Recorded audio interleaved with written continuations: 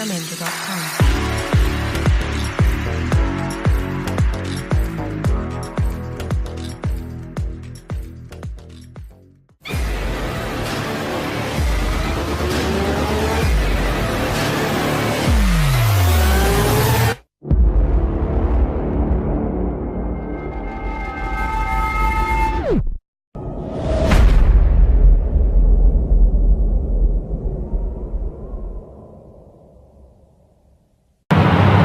I'm speeding.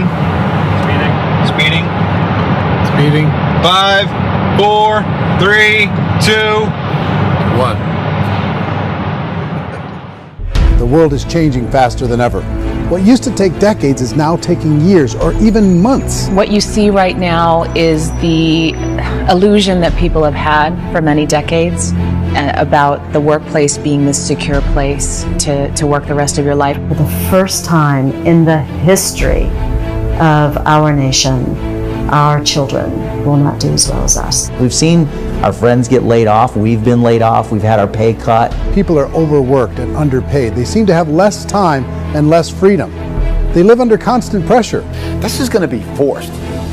And so even if your employer loves you, they may have to cut you. There's something wrong that on Monday morning, the heart attack rate increases by 35%. Technology is accelerating, job security is declining. It just doesn't seem like the old models of making a living are as reliable as they used to be.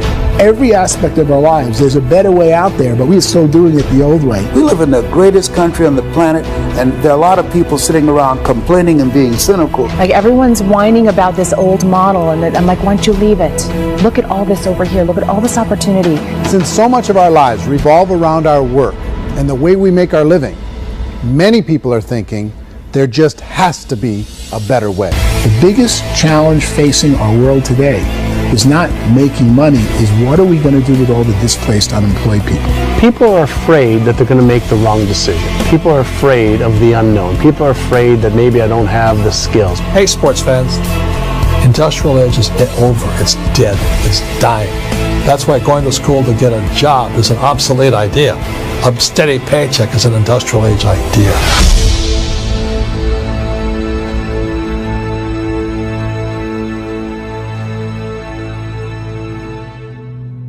It's the search for answers that has brought us here together today. My name is Eric Worre, and for almost 30 years I've been an entrepreneur, struggling at times, but ultimately succeeding. As a best-selling author, speaker, and business owner, I've spent my entire career helping millions of people around the world to become entrepreneurs. And I believe strongly that there is, in fact, a better way when it comes to how we make a living. The career landscape has changed dramatically, and many are still working in a model that is completely out of date. What worked for previous generations isn't working as well for people today. In this film, we're going to explore 3 important questions. First, what's really going on in our working world today? Second, in this new economy, is it better to become an entrepreneur, or is it safer to work for someone else? And third, if a person decides to become an entrepreneur and start their own business, how can they do it without taking on massive risk? To help in this journey, I've brought together some of the greatest experts and thought leaders in the field of entrepreneurship to share the real facts with you. My intention is to give you new information that will allow you to make choices that are not limited by an old, outdated model. Let's start by understanding what's going on in our working world today.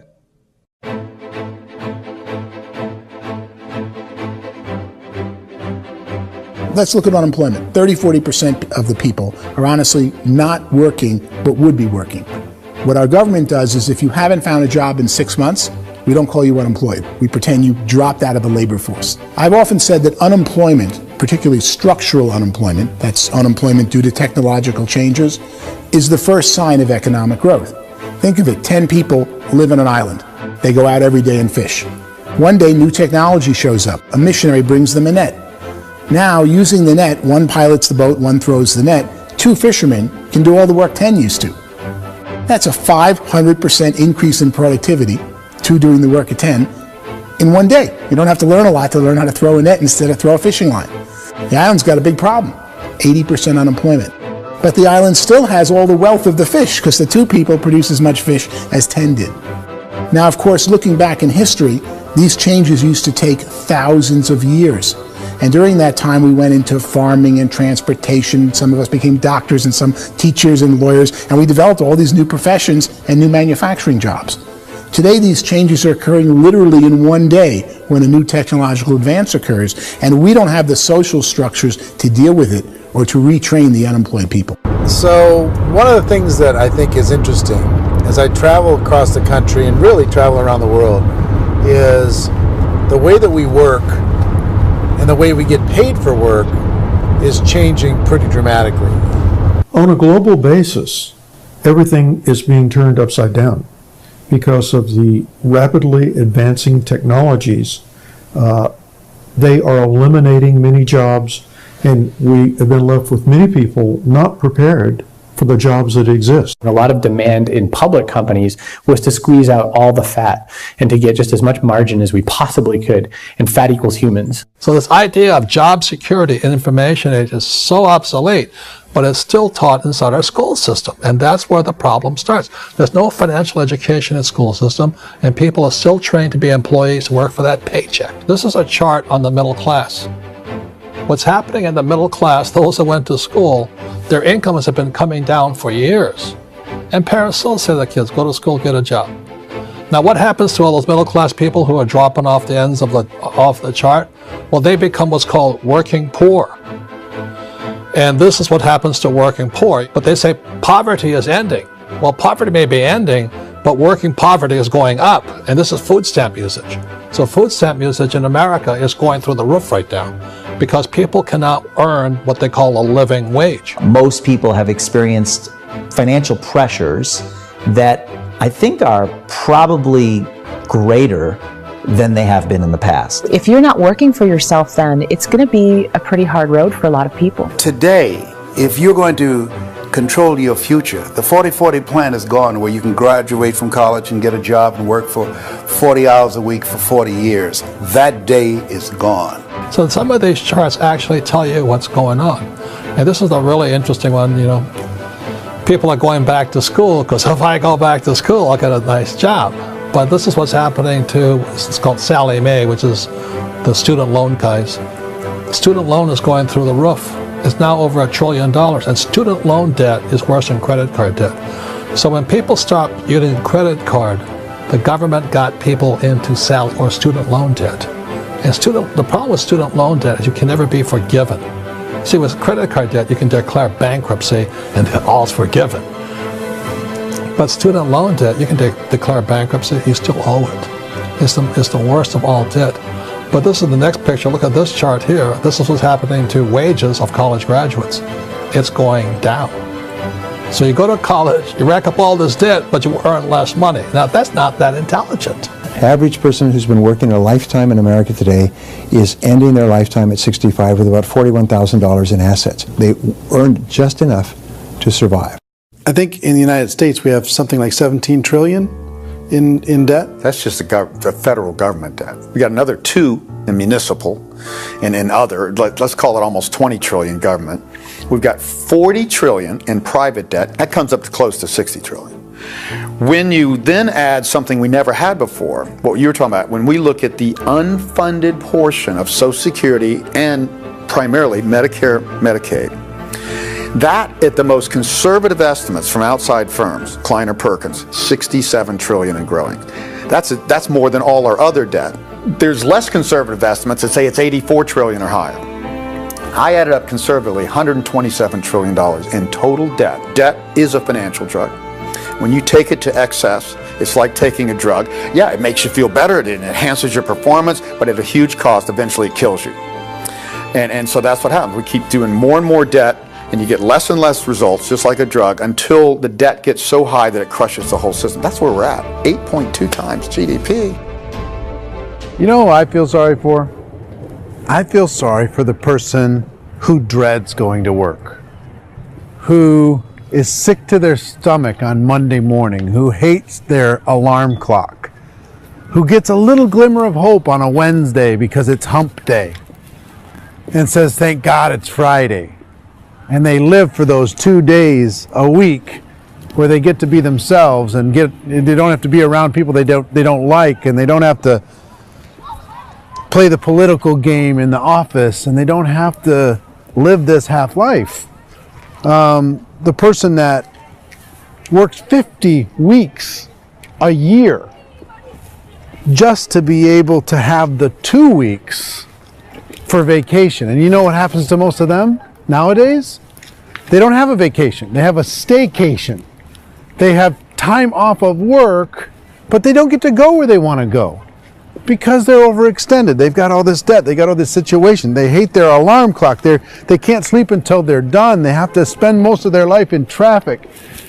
I feel sorry for that group of people because there's a better way. They just don't know it. I see this really interesting attempt at rugged individuality in a 6x8 rectangle, and I feel like you're all the same, except for the little push pins of the pictures. There's different pictures. Yours is named Jenny, and his is named Sujara, but it's the same people. And this is how they are, and they're just like the zombies, and there's no joy in there, there's no fun. There's always like the wacky woman who decorates her cubicle, and that's the most she can do there. You got to give her credits, right? The wacky cubicle woman. The basis for their life is worry. I'm worried, you know, maybe I'll get fired. I'm worried maybe my company will go out of business. I'm worried I can't keep spinning the plates on paying the bills. I'm worried about how do I send my kids to college. I'm worried, what if the transmission of my car breaks? That's, you know, 2 or 3, I can't fix it.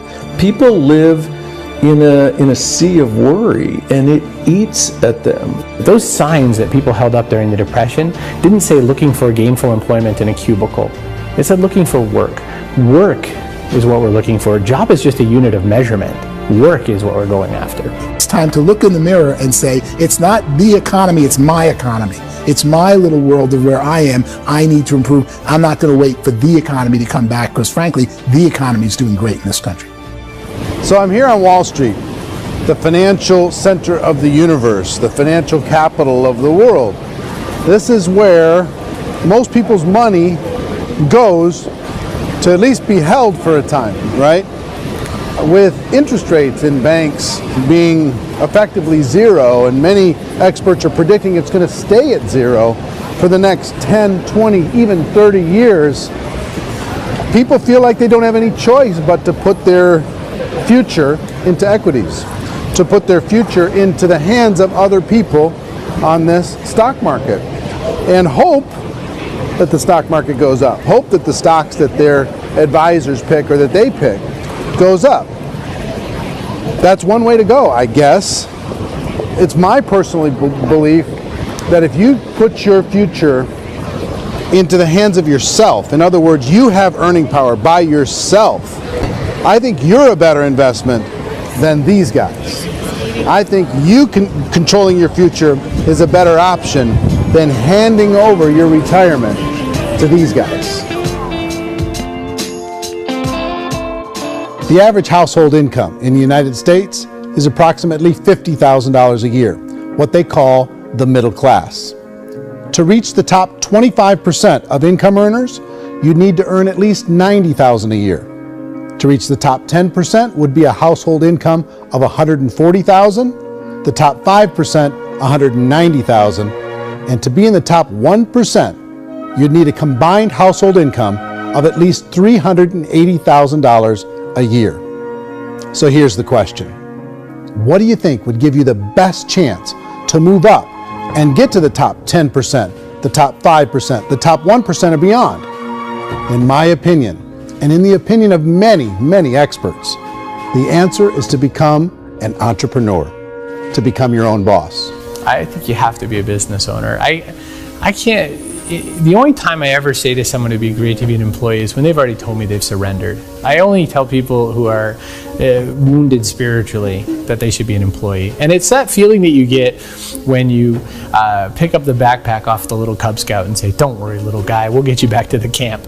You know, it is in no way a kindness when I tell someone they'd be a great employee. The other status symbol really increasingly is lifestyle. And people can own their own business, maybe even work out of their house. That, I tell you, people admire that. Like, gosh, I wish I could do that. The spirit of the entrepreneur is to be a risk taker and to be resourceful and unstoppable and to have a vision of yourself beyond where you are and not willing to settle for life as it is. You think about the great entrepreneurs, they're visionary, they have heart, they're willing to do today what others won't so they can do tomorrow what others can't. Personally, I don't think of the new economy, the old economy. I create my own economy. The entrepreneur's in control. I decide what the economy is going to be like. In the world of entrepreneurship, there are no limits. You can make as much as you want, depending on how much you want to work and how smart you are and how great a team you put together. There's no more lifetime rewarding business than being an entrepreneur. Why in America, where anyone could be anything, would people want to give up their freedom and become effectively a modern-day slave, told shut up and be here every morning at 7:30, leave at 5:30, and do what I tell you? If people decide to become an entrepreneur and work for themselves, they have some traditional options, but they're riskier than you might think. Any kind of a retail business, retail build-outs, is extremely expensive. Even just these small little yogurt stores where they're putting little yogurt machines and you get all the different flavors, you're spending $200,000, $300,000, $400,000 to open a yogurt shop. I would love to buy a Dunkin' Donuts, but it's $500,000 or so to start. I don't quite have that just in case money. Risking lose it all, and most guys do 2 or 3 times, and even big guys like Branson, because I'm such a fan of his, half his companies don't work. If you make $1 million, your problems are going to go. If you make $1 billion, your problem's really going to go. Just the opposite. You and I know when you're making $1 million, you get $1 million responsibilities. You make $1 billion, you got 1,000 times $1 million responsibilities. And most people say, I'd love to be my own boss. 70% of Americans would love to be their own boss, according to recent polls. But they don't know how to get there. Because what are you going to do? One, you could buy an existing business. If somebody's selling an existing business, you have to ask why. Usually because it's probably hard. It's probably not making as much money as they hope. 2, they could buy a franchise. A little less risk, proven system, but it's expensive to be able to do that. 3, they could start something from scratch. And that's where a lot of people feel like, I don't have the chops to do it. I don't have the money. I don't have the product idea. I don't have the expertise. I don't have whatever it's going to take to be able to get there, and I can't risk my family to do it. So, 4th, they could become an investor. A lot of people in this town invest to try and figure out a way, but you got to be pretty smart with that game too, right? Venture capitalists, who are the very best and most sophisticated in investing in new breakthrough businesses, make it on 1 out of 11. That means 10 out of 11 are mediocre or fail.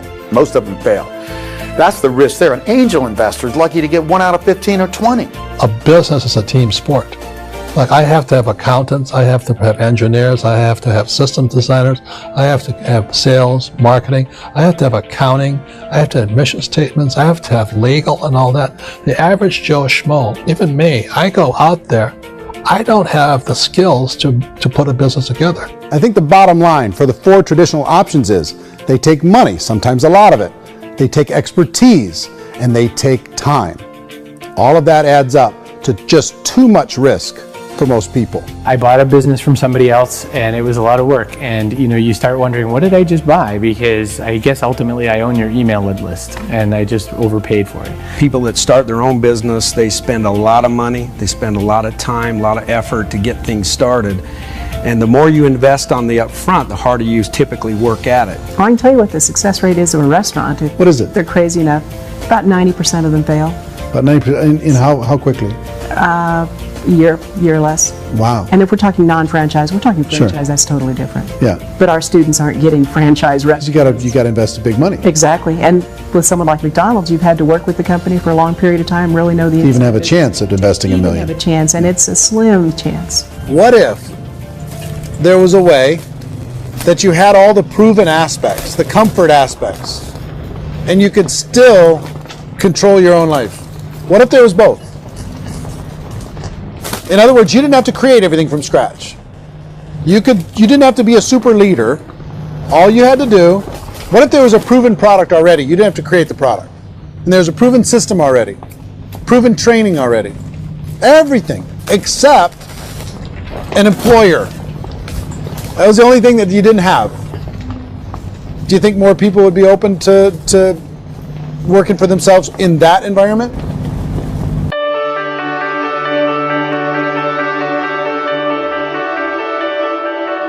In our search for a better way to make a living, we've come to the conclusion that becoming an entrepreneur is actually safer than being an employee. And through our look at the entrepreneurial options, one particular path kept coming up from expert after expert. And I think most people will find it surprising because it's certainly a non-traditional business model. That model is for people to start their own business and become an entrepreneur through the creation of a network marketing business. Some people call it direct selling because the product is being sold directly from the manufacturer to the end consumer, cutting out the middlemen. Other people call it multi-level marketing, or MLM, because there are multiple levels of commissions paid. The most common term today is network marketing, because network marketing best describes using a large group of independent distributors, independent entrepreneurs, to move a product or service more efficiently. So my friend here, Donald Trump, and I, we always write about the network marketing industry. And the reason we support the network marketing industry is because it really is a business school for entrepreneurs. Because most people come out of school looking for a paycheck. Oh, that's terrible. I went into network marketing like that. I think if it didn't exist, we should invent it. It is that good. I think direct selling is a great way to do business today. It's very easy to get into that industry, and you can be self-employed, be in effect an entrepreneur. When we see multi-billionaires adding network marketing companies to their portfolio of companies, that would be a clue. When we see people who are very famous authors and very famous business people endorsing the industry, that would be a clue.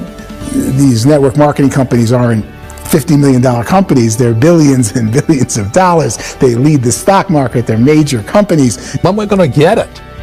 You know, and you're going to school to work for a paycheck, but if you want to be rich, be an entrepreneur, and network marketing gives you the spirit to be an entrepreneur. A traditional company will spend up to 50% of their total revenue on marketing. Network marketing companies use a different approach. Instead of having all that extensive marketing expense, they utilize a network of independent distributors to do the marketing for them. Now, why do they do this? First, because word-of-mouth advertising is so much more effective today than traditional media advertising. Second, some products need to be explained or demonstrated, and an independent salesperson can do that more effectively than an ad campaign. Third, it's completely efficient. The company only pays for the marketing of their product if a sale happens and not before. Imagine if Amazon allowed you to become an independent distributor and paid out 40% of its revenue to that distributor group. All you had to do as a distributor was recommend a product, and if a person bought it on Amazon, Amazon would take care of all the logistics, and you'd get paid for bringing the customer. Now imagine you got paid for every purchase that customer made for the rest of their lives. Well, Amazon doesn't offer this option, but network marketing companies do. 85% of all buying decisions in our society are made as a result of word of mouth or reputation. We're recommending things to each other all the time. You know, who's your dentist? Who's your doctor? Who's your lawyer? What detergent, are you using? What legal system are you using? What product are you using? We're talking to each other about the things that we love anyway. When you go into a big box retailer, you're lucky if the clerk looks you in the eye, much less gives you any detailed or accurate information about what you're purchasing. So of course, this personal information, this education coming from a friend, a neighbor, a relative, or even a stranger, but one who has experience with the product is extraordinarily valuable. As a matter of fact, network marketing can educate consumers probably better than any other form of marketing. It certainly can do better than advertising, because advertising usually has a certain hype to it, and you can only get limited information. So, network marketing trumps advertising. If you were a typical sales company and you wanted to sell $1 million a month worth of product, you might go find 100 superstar salespeople. The quota would be $10,000 a month. So network marketing as a distribution system just flips the numbers. So we use 10,000 happy, raving fans of a particular product, and we don't concern ourselves so much with how much product each one of them individually sells. If they sell just $100 or $200 a month, and there's 10,000 of them, you're selling $1 million to $2 million a month worth of product. And that's the best way I can explain how network marketing works. This is the marketing arm of the company. There's not money being wasted on bricks and mortar. There's not money being wasted on inventory that's sitting stagnant somewhere. There's not of employees standing around that don't have customers. These are people that are going to connect with customers. These companies allow people to become independent distributors for extremely low cost and with no minimum time or sales quota. Essentially, they own their own business and can provide as much or as little sales as they choose. In other words, the distributor gets all the benefits of traditional business ownership without the risk. The advantage of network marketing is the ease of entry, the low risk, and the low startup cost, because almost everything else has very high risk. You can get in for a minimal investment. You're buying into a system that's already been proven, products or services that have been proven to work. The keys to network marketing is providing an opportunity for the masses to get involved, providing an opportunity for the average person who doesn't have the resources to start their own business. All of this so far is fairly straightforward, but network marketing offers another benefit, and it's this benefit that makes it so interesting for entrepreneurs. Network marketing allows a distributor to build their own network of other distributors and then compensates them on the sales created by that entire group. Direct selling is, at its base, very simple. It's the sale of a product or service to an individual on a face-to-face, one-on-one basis, just the way we're talking right now. But there's an important element as well, and that's the offering in conjunction with that sale of product, the offering of an opportunity for someone to make something of themselves. No matter what your social status is, no matter what language that you speak, I mean, look how many unbelievable people are becoming successful that speak every kind of language out there. What an awesome gift to give the world. Instead of having to work your way up in a system and prove that you could be a sales manager, they just decided everybody can be a sales manager. Everybody gets to build a sales team from day one. And so what that brought into the system of growth as a direct selling company is the concept of compounding or geometric progression. Because now you can actually grow a sales force very quickly because everybody is enrolling people in their own sales force. People who are like, oh, this is weird, I'm building a sales team, or what do you think you do at a regular company? How do you think a regular company works? Network marketing is the only industry that doesn't say your past determines your future. It looks at your past and says, okay, now what can we train you to do so you can have a great future? Every other employer out there wants to exploit you for what you already know, not teach you something new. Network marketing has the potential to save the United States and the world because it's going to teach people not to be employees, but to be entrepreneurs.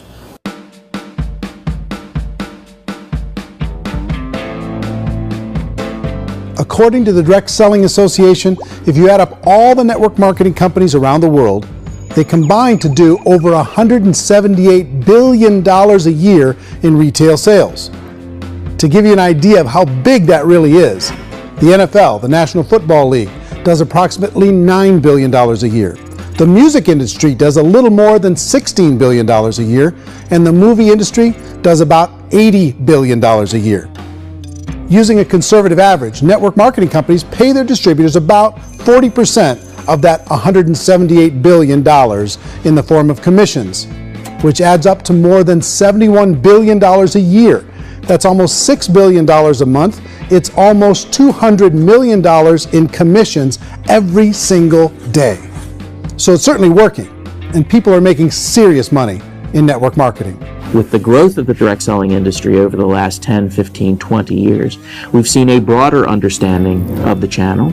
We have seen more and more people getting involved in the business, so our penetration in the marketplace has increased, and thus the understanding in the marketplace of who we are has increased. And we've seen non-direct selling companies look at the direct selling model and say, something's going on there.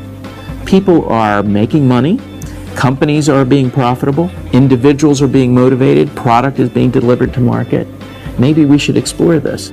Some people think only the people at the top make money. Well, let's take a look at that as well. In the network marketing profession, there are roughly 500 people in the world who earn over $1 million a year. If you round that number up to $2 million a year, that adds up to about $1 billion a year. That takes the $71 billion paid out each year down to $70 billion. So where does the rest of the money go? The vast majority goes to part-time people making anywhere from a few $100s a month to many thousands of dollars a month. It goes to people who choose to make it a full-time career move and earning even more than that.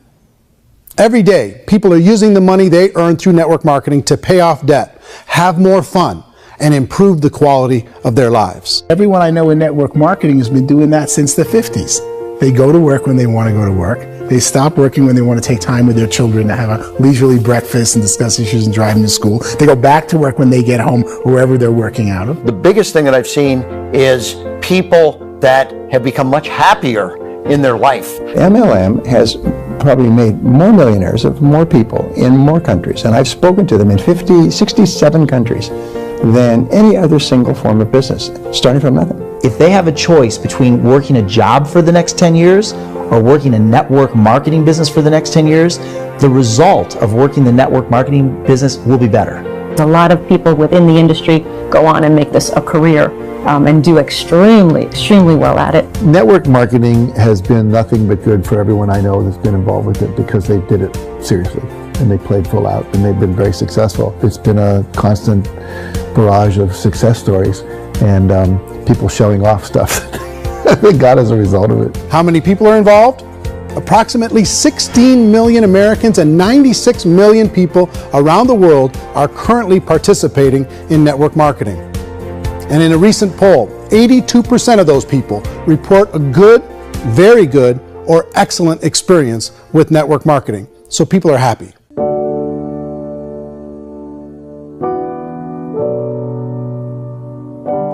So I've taken a look at the network marketing profession and really tried to understand why so many people are confused as to the validity of this as a business. One is this pyramid shape.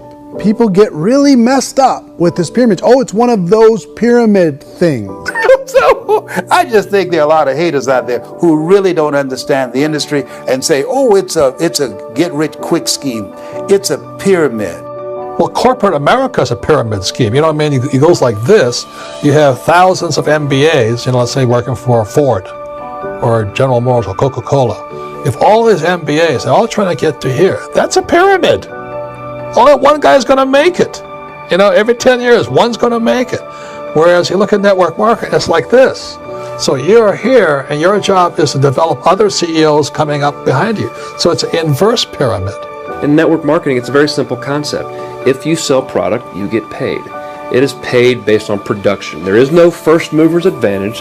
There is no investment component where the more somebody spends, the more they're entitled to make. So the two are polar opposites of each other. It doesn't matter what shape the company is or the compensation plan is shaped, whether it's a circle or a pyramid or a triangle or a trapezoid, it doesn't matter. If compensation is coming primarily from recruitment, then you've got a problem. On the other hand, if an operation is basing their compensation to participants on the basis of sales, even when those sales are generated by people you've recruited, well, then you're a perfectly legitimate enterprise. That's the legal test, it's the practical test. Another issue that's been true in the past that is no longer true now is people used to be in network marketing loaded up with products that they couldn't sell and they ended up a loser. They ended up with a bunch of product in their garage, they ended up with a bunch of products sitting in their kitchen shelves or whatever, and they thought they could sell it and then they weren't willing to or able to sell it and they ended up with a bunch of stuff and they were bitter about it. There was this thing called front loading where you had to buy if you bought $25,000 worth of product, you got better commissions and all this. Today, it's almost all done by computer. It's direct mail, comes from a warehouse somewhere else. You don't have to have all this inventory. You don't have to stock up. It's a paperless world now. Most of it's done online. You have a back office. It really works. And I mean, the technology has changed everything. Third issue is people start talking about 99% of people in network marketing don't make any money. Well, we've talked about that over the course of this journey together. Almost $200 million a day is being paid out to network marketing distributors around the world. The naysayers, the people who say that it doesn't work, are usually the ones who just don't know how to make it work for themselves. And so they're giving you an opinion, and I tell people, don't confuse people's opinions with expertise, because opinions are free. And don't confuse sincerity with the truth, because people could be sincerely wrong. But here's the reality inside of network marketing. The vast majority of people that get involved in network marketing just become customers and they get involved to be able to purchase product at a lower price.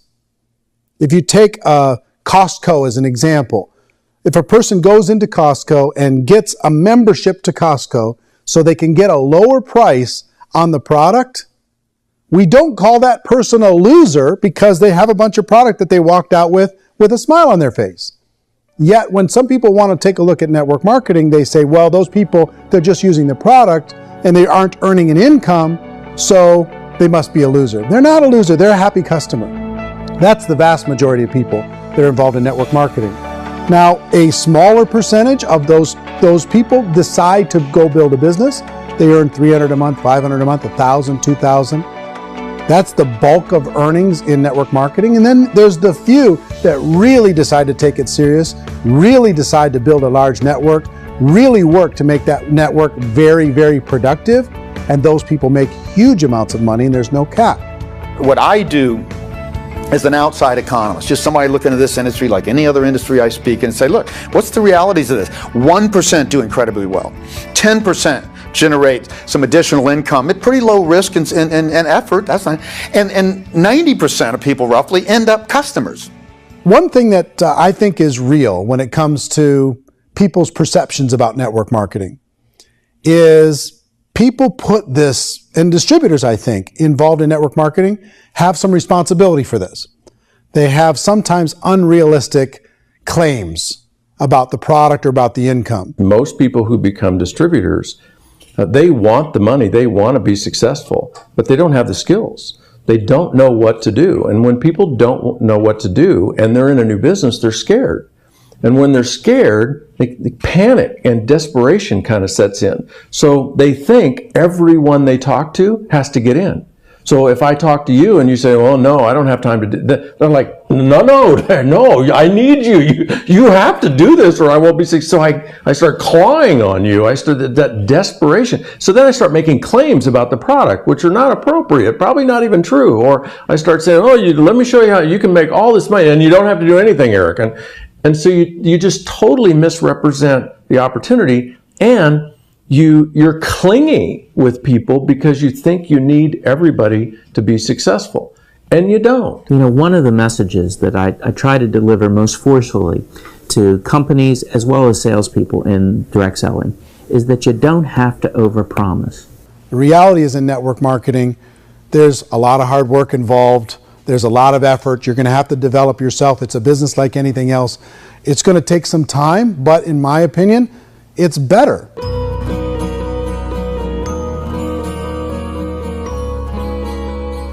It's light years better for people starting today than it was even 5 years ago. I think it's more widely accepted now, and people understand it is a business. It is being an entrepreneur. It is being a business owner. Our belief system is based upon our evaluation of something, and frequently if we reevaluate a situation, our belief about that situation will change. The industry has changed and it's grown up. It's totally transformed. You've got young people today that have grown up with social media, and they understand networks. They understand how people are connected through technology, and they understand how money flows through those networks.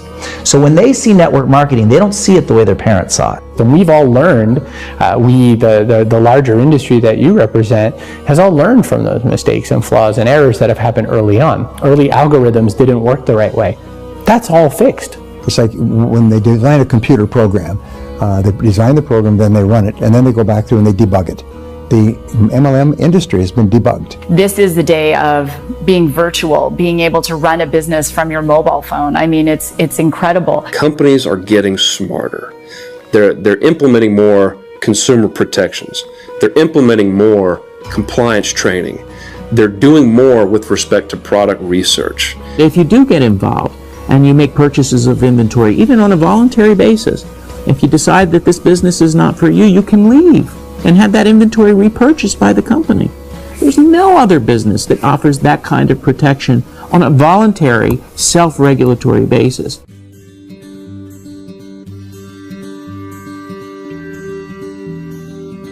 If you decide to look further into a network marketing business in order to generate more cash flow for your family, I would recommend reviewing the following 4 elements. First is the product or service. And on the product or service, I would ask 5 important questions. 1, do you like it? Is it something you would feel comfortable sharing with others? 2, is there a recognized need in the marketplace? It's hard to create a need if one isn't naturally there. 3rd, does the product meet that need? Does it solve a legitimate problem for consumers? And 4th, is it priced to sell? Can it compete in the marketplace? And 5th, is it priced for profit? Is there enough margin for the company and the distributor to be able to generate income for the long term? If you can answer the questions on the product to your satisfaction, the next element to consider is the company itself. Is it well run? Do you believe in the founders or the management team? Do you feel they have what it takes to go all the way? See, it doesn't matter how good the product is if the management can't take care of the company. Good management can change with the times. They can handle adversity. They can make good decisions. Make sure you choose a company that can serve you for a long time. The third element to consider is the compensation plan. And with that, there are 3 important things to look at. First, a brand new person needs to be able to generate some money fairly quickly. It may be an obvious reason, but you can probably imagine the ripple effect of a distributor getting involved and having even a small victory fast. That can only help with the overall success of the organization. Second, a person should be able to develop a moderate part-time income in a reasonable period of time. As they develop their network and as their sales grow, they should be able to enjoy more benefits. And third, for the people who are really serious, for those who decide to really go pro in the network marketing profession, there should be the possibility to make a serious full-time income if they work hard and are committed to developing their skills. If you're comfortable with the product, the company, and the compensation plan, the last thing you should look at is the support that will be made available to you. Does the company have a website? Does it have a solid online reporting tool? Do they have comprehensive training available? Do they host events to help you build your business? If you decide to do this, what kind of a support system can you plug into? Choosing a network marketing company is a personal decision. But evaluating the 4 elements of product, company, compensation plan, and support is a great place to start. Is the company promising that you're going to get rich quick or that you can make a lot of money without a lot of effort? That's a red flag. Is there a product that you really believe in that you think can be sold? Or are you being told by salespeople or the person who's trying to recruit you or by the company itself that don't worry about the product, all you have to do is recruit other people into the business? Red flag, warning sign. If you're hearing that, take a second or even a third look. Get to know the customers, the products, the business, have some success, and see where the opportunities might take you to move up in the organization. You want to find out how concerned are they about my education, my training, and my development? Is there a space for me to grow? Most important question. Learn everything that you can about the product. Make sure it's something that you believe in, and learn everything you can about the industry and work that system. You have to be very passionate about whatever that company is doing. I would get involved. You can always test drive anything, the product, the service, the community, and then lean into it a bit. If it feels good, then lean into it a lot. Behind me is the Lincoln Memorial. And this is a place where Martin Luther King Jr. had his famous "I Have a Dream" speech. And at that speech, he talked about his dream for equality for everyone around the world, and that's a noble dream. But I think more people need to remember what it was like when they were kids and the dream was still alive in them. Before it got beaten out of them by reality, by this paycheck, by these responsibilities, and by having to live for this job to pay the bills. I think people need to remember that, go back to that. Once they know that there's a better way, I think their future is going to be much brighter. They can live a better life.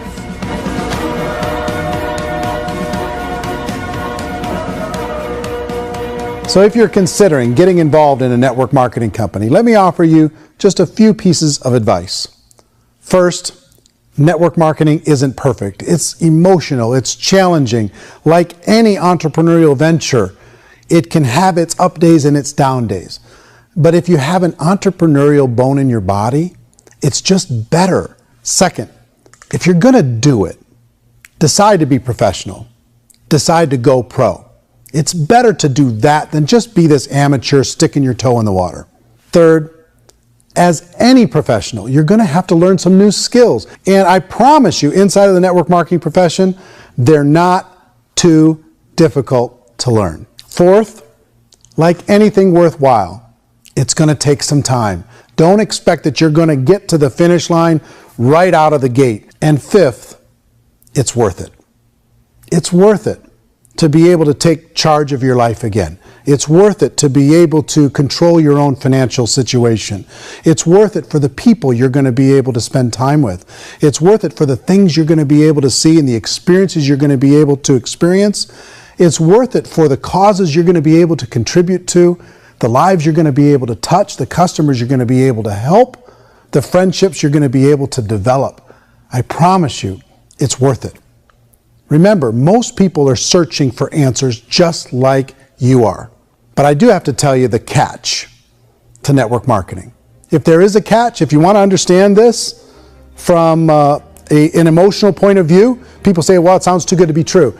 It's not, it's hard work. But here's the catch. Most people still don't understand it. So you're going to have to endure the loss of social esteem from ignorant people. The uneducated will think less of you. Now, if you can handle that, you're on your way. If that's going to destroy you, you know what? Entrepreneurship in general probably isn't in your future. If you can face that catch, you can become unstoppable. I want everyone to really contemplate this if they're not in network marketing. You're in a job, you probably have a mortgage, you have rent, you have debt, whatever's going on. You're in a prison. You work just hard enough to keep them from firing you, and they pay you just enough to keep you from quitting. Come on! I've been there, done that, and bought that t-shirt. In network marketing, if you run into failure, it's really just a homework lesson for yourself. There's no one to blame. You really have no excuse not to be successful. You just don't. People don't want to hear that, but there's so much available to you. If you want to be a good network marketer, be a student to the people above you, be a fellow traveler to the people on the same level, and be a teacher to those below, and know when it's appropriate to do which. People who are not afraid of asking people to buy things, or not afraid of persuading people with a chance they may say no, these people own the future. Nothing happens until something moves. So you got to go move, you got to go do something, or nothing's going to change in your life. In the beginning, you're going to do a lot of things that you don't get paid for. But as you go down the road, you get paid for a lot of things that you don't do. And your job is rehabilitate the spirit, the entrepreneur spirit in all of us. You get it back. Either give it a strong yes or a strong no, but no wishy-washy, dilly-dally stuff in the middle.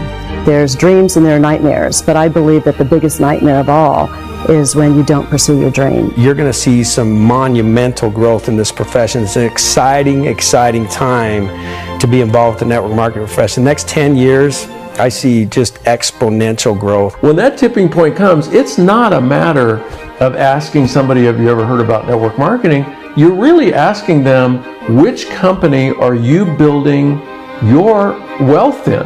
We are here to fix the world, to improve relationships with other people, to improve other lives. And the real reward comes as an entrepreneur at any level from teaching somebody something and watching them soar. There is no greater reward.